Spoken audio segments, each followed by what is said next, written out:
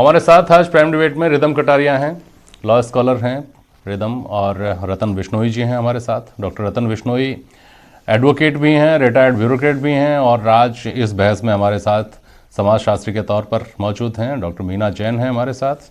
आप भी एडवोकेट हैं और आप सोशल वर्कर के तौर पर इस डिबेट में हैं। बहुत स्वागत है आप सभी का। रिदम, पहले आपके पास आ रहा हूँ और आपसे समझना चाह रहा हूँ कि हिंदुस्तान की शीर्ष अदालत जिस मामले में फैसला सुना चुकी है, जिस मामले में कोई स्टेट्स पार्टी नहीं है, इंडिविजुअल्स पार्टी हैं और राष्ट्रपति मोहर लगा चुके हैं, उस मामले का इंटरनेशनल कोर्ट में जाना, इसको किस तरह से देखेंगे आप? सबसे पहली बात तो यह है कि इंटरनेशनल कोर्ट ऑफ जस्टिस में आर्टिकल 34 और आर्टिकल 36 जो गवर्न करता है उसके जुरिस्डिक्शन को साफ साफ कहता है कि only states can be the parties, कि नेशंस ही पार्टी हो सकते हैं किसी भी मामले के इंटरनेशनल कोर्ट ऑफ जस्टिस के सामने। तो ये पैंतरा जो पेटिशनर्स ने खेला है, जो कन्विक्ट्स ने खेला है, मेरे को नहीं लगता वो कहीं भी जाके एक्सेप्ट होगा या फिर वहां पे जाके उनका चलेगा वो पैंतरा।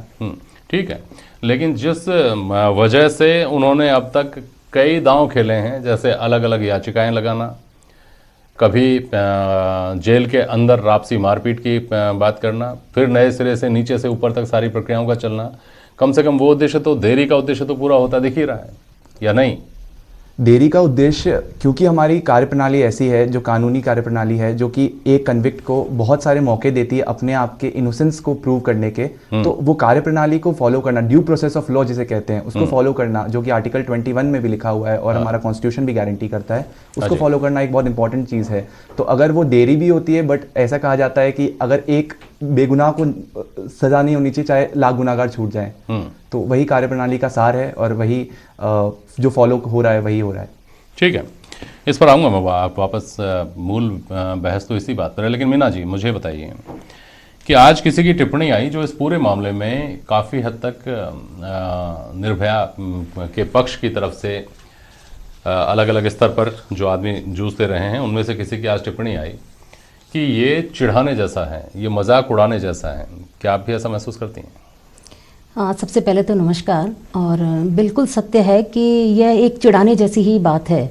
मतलब 16 दिसंबर की रात उस महिला के साथ, उस बच्ची के साथ जो हुआ, उस बात से पूरे देश के कानून को बदल कर रख दिया और एक नया कानून पास किया गया। लेकिन उसके बाद भी क्या हुआ? आज 8 साल हो गए, लेकिन कानून व्यवस्था, न्याय प्रणाली हमारी ऐसी है कि कुछ कर ही नहीं पा रहे हैं।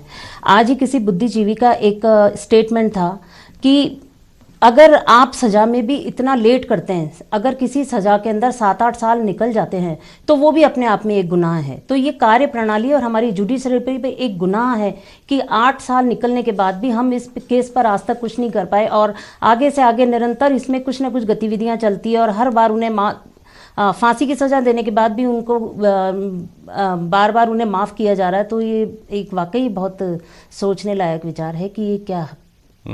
ठीक है, ठीक है। अब